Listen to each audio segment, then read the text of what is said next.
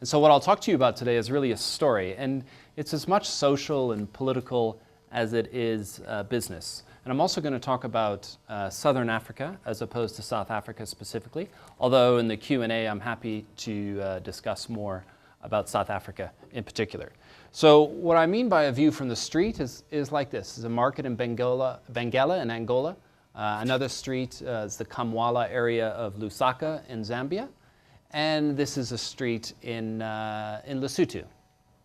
Now, what all these places have in common is that in the last 5 to 10 years, a newcomer has arrived, and this newcomer has made a very, very significant impact in more ways than one.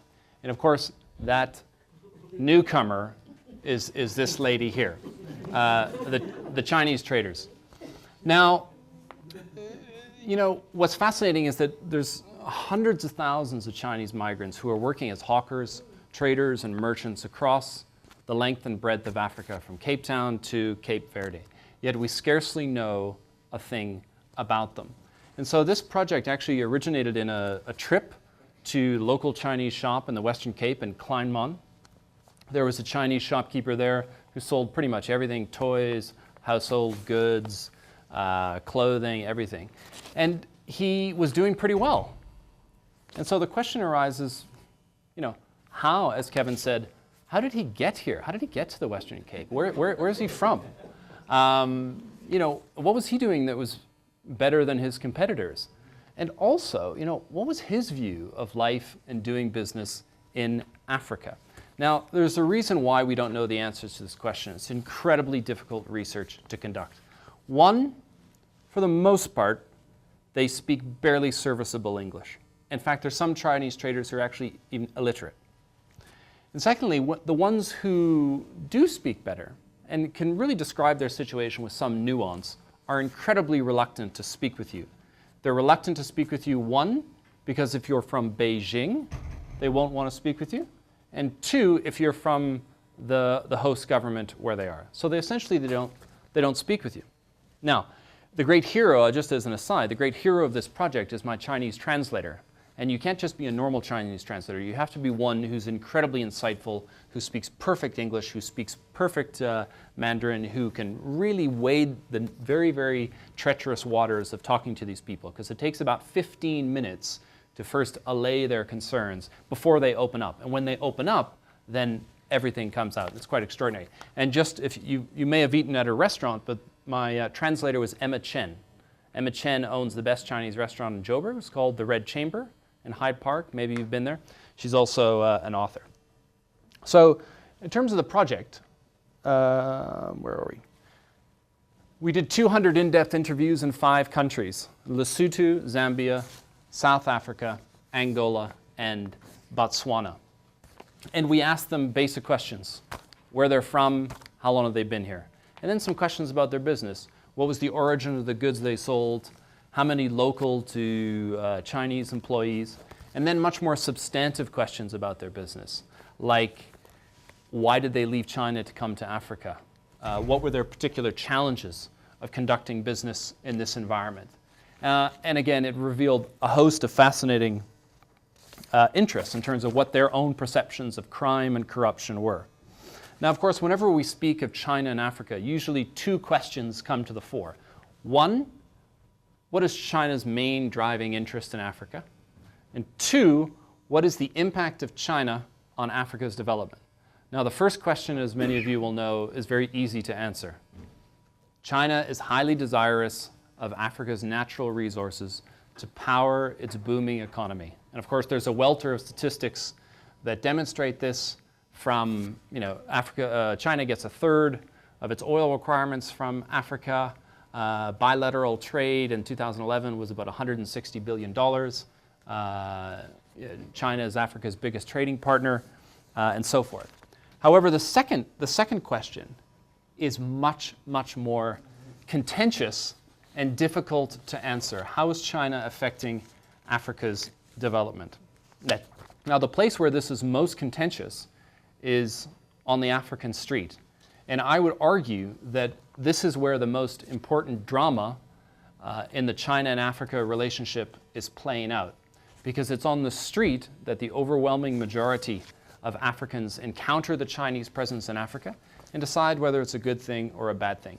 And I can certainly tell you from our research, more and more they're deciding it's a bad thing. Now, what I'm going to say about the China and Africa situation, I've just noticed on your forward plan for tomorrow, is probably very different to what you'll hear about big picture, high altitude China and Africa stuff. So it'd be very interesting. I won't be here tomorrow, but you can ask some questions to the person who's giving that talk, because they won't be down at this level where our particular research was conducted. So what I'll do is I'll move on to some of the key findings of the research. And again, I'll stick with Southern Africa generally. And what's important to note is that South Africa, to some extent, is anomalous in many ways, which I can talk about. However, to a greater or lesser extent, it's also affected by these same phenomena. This surprises a lot of people. Africa draws the poorest and the least educated of the overseas Chinese diaspora. You know, we tend to think of this something like a Chinese invasion of Africa, but of course, Africa is still by far the continent that is the least settled by Chinese migrants. And not only that, it's also the bottom-run destination for Chinese migrants, i.e., if they could be somewhere else, they would be. But the only reason they're in Africa, as opposed to Australia or Latin America or Europe, is because the entry requirements in those places are simply too high. Only Africa has the low constraining regulations and so forth that allows Chinese with limited skills and limited capital to compete. Secondly, the Chinese traders are in Africa because they could not make a living in China's hyper-competitive job market. They're here really as a matter of survival. In fact, about 90% of the people that we interviewed said that it was easier to make money in Africa than it was in China currently. And actually the figure is much higher, but some of the people, for various reasons, wanted to go back immediately to China, but they couldn't close their business. Now, revealingly, only a minority, only 1 in 5 of the Chinese merchants and traders that we see on the streets were actually traders back in China. The overwhelming majority were factory workers who lost their jobs, farmers, fishermen, etc., who have been made redundant by large-scale commercialization in their particular industries. So again, very important to understand that coming to Africa is really a matter of survival, and not just for them, but also their dependents back home. And also, very important to keep in mind is that if they don't make it here in Africa, they've got nowhere else to go. Now, the Chinese migrants have forged their own pathways in Africa through very highly developed village and family-based networks. They don't know what Beijing's interests are in Africa, and they don't care about geopolitics. Again, they're here to survive, and they're here to make money. And we tend to think of the Chinese presence in Africa now as a kind of monolith, the great undifferentiated, remorseless monolith, big state-owned energy giants rushing in, providing infrastructure for resources. But that's not the case now. It's a much more differentiated picture. There are different Chinese actors in Africa with different interests and different aims. And interestingly enough, 95% of the Chinese traders that we interviewed had had no contact whatsoever with Chinese officials, from their embassy, and so forth. In fact, nearly all of them had nothing but bad things to say about Beijing. Again, yet another example that this is not some great monolith that moves as one. And of course, the Chinese traders, basically Beijing would like them to be invisible. They have tried to pretend that they don't exist because they don't work for the government, they don't work for a big state-owned energy giant. And fourthly, and again, very, very interesting, who would know this? More than half of the Chinese are from just one province in China that has less than 3% of the country's total population, and that's Fujian province. So to understand, and that's across the strait from Taiwan, it's a coastal province, which has been largely undeveloped because of this idea that maybe that'll one day be a battleground if Taiwan and China were ever to go to war. However, the actual traders and the money that goes back there has been responsible for a lot of the development that we see in Fujian province. But anyways, to understand the China and Africa phenomenon, you have to know why this is the case. What is the particular character of the Fujianese? And what is their relations with other Chinese? And again, I can tell you it's not very good. So this is a demonstration. One province alone, Fujian province. Again, very interesting. Only less than 2.7% of China's total population. Okay. Now this is very, very important for you as financial journalists and so forth, trying to get to the bottom of this question. The Chinese traders have been successful with small businesses in Africa where a lot of local firms have failed or have feared to tread. Now why that's the case, this is as true of downtown Luanda in Angola as it is in the most remote parts of Botswana. Why is that the case? Well, it's not all about cheap Chinese goods. In Lesotho, for instance, less than half of the goods they sell are Chinese goods. They're mostly South African or local. So what is their comparative advantage? It's not rocket science.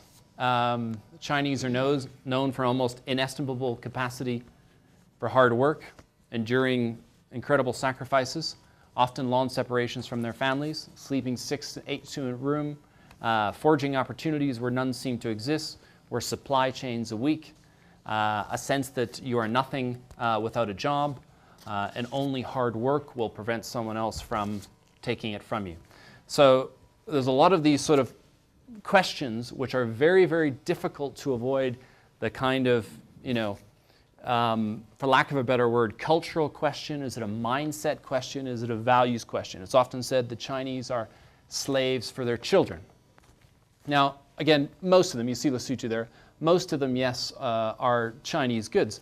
However, the Chinese cope with many, many disadvantages. And I can't emphasize enough what a disadvantage the language is. The language is a huge disadvantage, and their whole worldview is shaped by their limited ability to engage with police, judicial system, their customers, and so forth. The language issue is absolutely massive. But look at this. The people who are really, really making the money are not the Chinese traders, but it's the landlords. The landlords are making the big, big cash, and particularly in China Mall, China Mart, Oriental Plaza, and so forth. Only in South Africa and Botswana do the Chinese own the premises that they work at. But also in that statistic on South Africa, it's important to note, although it says 47%, often the traders have a Chinese landlord above them. But for instance, in Angola, not a single one owns premises. Lesotho, not a single one. Zambia, less than 7%. Interesting to note, quite a lot of Indian in particular countries, Botswana, Lesotho, Zambia. And again, one of the myths about China and Africa is that they come and they only employ Chinese and so forth. Whereas that is the case on the big, big, heavy infrastructure projects that you see currently in Angola. For the most part, even on the big mines and so forth, in 2005, when all of those people at the Chinese-owned mine were killed in Zambia, not a single one of them was Chinese. All 50, 60 of them were African. So in fact, in terms of our study, traders on average employ more locals than they do Chinese. Another finding that's very important in terms of recent times, things are becoming much more competitive. And for the Chinese, I think about 90% of them have said it's becoming more competitive. And for the most part, it's new Chinese who are coming in. And that's a very, very big issue. However, there's also the Vietnamese, the Pakistanis, the Somalians. And one wonders in terms of the Chinese whether the market is becoming saturated and so forth. Now this, again, for you to speculate and editorialize and investigate, why is this the case? Only 2% of the Chinese traders that we interviewed said that competition is coming mainly from locals. So what does that say about local entrepreneurship? What does that say about the local shopkeepers, et cetera, et cetera? Lastly, and again, this is very much a political point, a social point, the relations between Chinese traders and African communities are deteriorating, and I would argue they're deteriorating quite rapidly. Indeed, our study paints a very, very bleak picture of the place of Chinese traders, of Chinese migrants in African communities. And again, these are not the ones who are living on secure compounds and stuff. These are the ones who are in the streets, in the markets, in the rural areas, and so forth. For the most part, and again, South Africa is an exception because it has a much longer history of a Chinese community, and it's a much more varied Chinese community. However, for the most part, no sense of connection to the societies. They live in something approaching a state of siege, in rising, their perceptions of crime, corruption, etc. are absolutely skyrocketing. Now, this is terrible, but it's actually much worse than you even see. These are perceptions of corruption and so forth. So we're really into the stratosphere in terms of how serious it is for the Chinese. But if you take away Botswana, and if you take away Cape Town, now this has got to be Helen Zilla's favorite slide, but it's the truth. The perceptions of corruption in Johannesburg and Cape Town were incredibly different. The figures are 87% of the merchants and traders in operating in the Johannesburg area said corruption was a very serious problem. Only 26% in the greater Cape Town area said it was a problem. So this is reflected, this rising crime, corruption, and so forth, speaks to this next slide. Now, we think about possible permanent settlement in Africa. We think about migration, how permanent are they? Well, I can tell you when you speak to them that the overwhelming majority can't wait to leave. They can't leave right now because they don't have enough money. They haven't earned whatever it costs for them to come over. But they want to go back to China or resettle somewhere other than Africa. And again, South Africa is a bit of an exception here, but even here the trend is quite pronounced. In Lesotho, for instance, not a single person we interviewed said they definitely plan to stay. In Angola, it was less than 10%. In Zambia, less than 1 in 5. And again, Botswana is very interesting because new legislation has been introduced in the last couple of years that is really changing that figure. So that's why it has the highest figure of dependent on local policy. Almost 1 in 3 were uncertain. It depends which way the policy environment goes. But again, South Africa is different. There's much more, for instance, the average length of which Chinese traders have been in Angola was 2.5 years. In South Africa, it's about 8 years. And in fact, South Africa is the only country which has Chinese traders and merchants who've been operating for more than 15 years. So it's a very, very worrying, it's a very bleak picture. But the Chinese feel this very, very deeply because in their minds, in particular countries in Africa like Botswana and so forth, where the Chinese were responsible for a whole raft of good deeds from HIV stuff to cultural exchanges and whatever, they feel this very deeply because it was them that afforded the poorest of African consumers the opportunity to buy almost their first manufactured product. It was the Chinese shopkeepers that allowed a lot of people at the bottom to buy a range of products that they otherwise would not be able to. So they feel this very, very deeply in terms of the way the tide has turned against them. And they're increasingly looked on with suspicion and distrust. And why are they looked on with suspicion and distrust? Well, that was that next slide. And the next slide. Because it went from that, but now Chinese products right across Africa, real problem in terms of the brand, regarded as cheap, inferior, fake.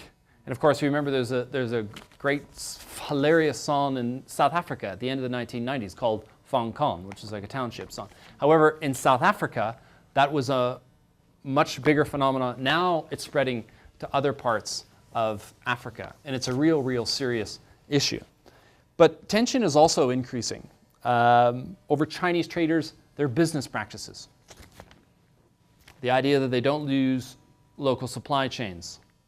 The fact that they are widely accused of totally bypassing local customs, local taxes. The fact that they don't understand consumer rights. They don't allow their goods to be returned, even when they're broken. The fact that they are regarded as very harsh employers. So, of course, from the Chinese perspective, though, they are somewhat incredulous at these perceptions. One, in terms of the goods, how could they expect goods to be returned when you paid almost nothing for them? And I could never return those goods back to my wholesaler. They're also incredulous because you say we bypass local customs, taxes, and so forth, but it's not a level playing field. Even the white stores, the big stores, use intermediaries. They bypass local customs and so forth, so they wouldn't pass the test either. So they're somewhat incredulous. Now, I'll just end, and they're also incredulous because now Chinese wholesalers are absolutely at the center of all kinds of local retailers' activity. So if you go into Joburg CBD, you'll have Zambians, and you'll have Zimbabweans who will be selling socks on the street, and they'll have got those socks from Africa Mall, where the Eritreans and the Ethiopians are selling these socks, and they'll have bought the socks from China Mall and China Mart. So, the Chinese wholesalers are kind of central to all this sort of activity, and yet they're on the receiving end of all of this sort of aggravation. Well, this is all important because of the China brand. The China brand on the decline, and this could have an impact at the strategic level, and that's a real concern. So the extent to which Beijing can withstand this deterioration of their brand. Now I say this there are some Chinese brands that are YY and so forth that are actually developing their own customer base and so forth. But in the main, there has been a deterioration in this Chinese brand. It's not the sought after products and so forth, which even people at the bottom are aspirational for. So, resource hungry Beijing really can't withstand too much of deterioration of this. But also, for those countries who are so heavily reliant on their infrastructure, mining deals, it's a real big issue. And of course, it's also a big issue because the kind of tensions here can lead to violence. And we've seen this in parts of Africa and Angola. And of course, very famously, we saw this in Zambia in 2006. And this is the current president of Zambia, Michael Sata, who said in 2006 that China was using Africa as a dumping ground for its unwanted goods and its unwanted people. Now, of course, words can be pretty powerful if you are the whipping boy for anyone, whether it's the government, merchants, labor unions, and so forth, the whipping boy for anyone who's upset by China's growing ties to Africa, because it's the traders who are the most visible presence. They are the ones that are most vulnerable. They don't live in secure compounds, and Beijing does not intervene on their behalf. So, of course, in 2006, the people that really faced the sharp end of all of this anti-Chinese sentiments were the Chinese traders. More recently, in Angola, in 2010, a Chinese-built hospital started to collapse. When that started to collapse, it was the Chinese traders that took the heat from the population. And of course, they had nothing to do with the building of that hospital and so forth. But again, they're the most visible presence, so it's quite worrying. But I think this is going to have to change, and Beijing is going to have to pay much closer attention to them. And I can explain why in questions.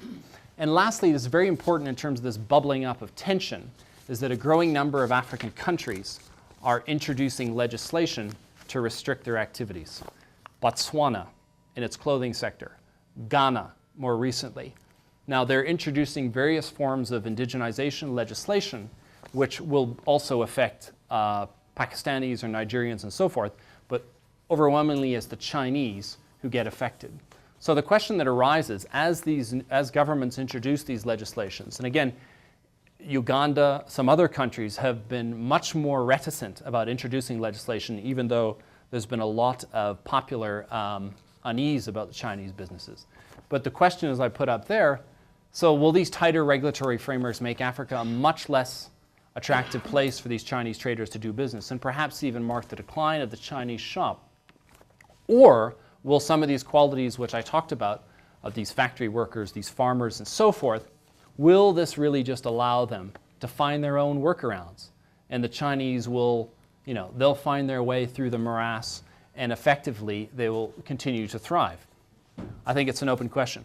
And I'll leave with this fabulous slide. And again, it's very funny, but at the same time, it's incredibly illustrative of the whole China issue in Africa on a number of levels. So I don't know if you can read, but this is also from a shop. It's a Chinese shop, and there's like a sign at the front. This says, "Note, please consciously don't steal goods. If found out, you must pay double. Or we would call the police. Thank you, cooperation." Now, there are so many elements of that which are important. One, the English. I can't emphasize enough how significant that lack of English is in the whole trader phenomenon. Because what it means is it fuels corruption, because the Chinese don't have the ability to work through the legislative, the frameworks that exist. It's also difficult. It also creates problems because they don't feel they can defend themselves in the face of the police and so forth. They can't really express themselves if someone has stolen something from them, etc. The second part of that, don't steal goods. The Chinese are in the firing line of the most extraordinary level of crime in all parts of Africa. And again, less say, for instance, in Cape Town than in Luanda, but it is absolutely incredible how much they have to deal with. And the third part of that, if found out, you must pay double. And that really goes to that kind of the particular Chinese sort of business acumen, how they're being agile and flexible to these circumstances. And they will work in whatever environment they find themselves. So if they don't think they can get any joy from the police and so forth, they'll come up with their own solutions. And the big problem with this, again, is that the Chinese in general, and I'm generalizing, but for the most part this is the case, and even Chinese would say this of their own, is that they think that all problems can be resolved through money. So if they've done something wrong, if the cop comes up, they're the first ones to reach in their pockets and give money. Now, the problem with that is it's a vicious circle, because the police know that, and so then they're purposely targeted. And then they're also targeted because they usually operate on a cash-only basis, and so they're carrying cash around. And then, or we would call the police. Thank you, cooperation. And in fact, they never get any joy when they call the police. When I was in Luanda, we did a little test in the downtown area. Chinese translator would walk in front of me about 10 meters, and we would count in seconds how fast a police officer would come and demand some bribe, demand to see the passport, demand something. I mean, if we think we have it bad in terms of the Metro Police late on a Friday, Saturday night, nothing compared to what the Chinese experience. Chinese will tell you they don't drive after about 3:30 in the wintertime in Joburg. Very, very dangerous for them to be on the streets and so forth, just because of the level of corruption that they face. That's it. So thank you for your cooperation.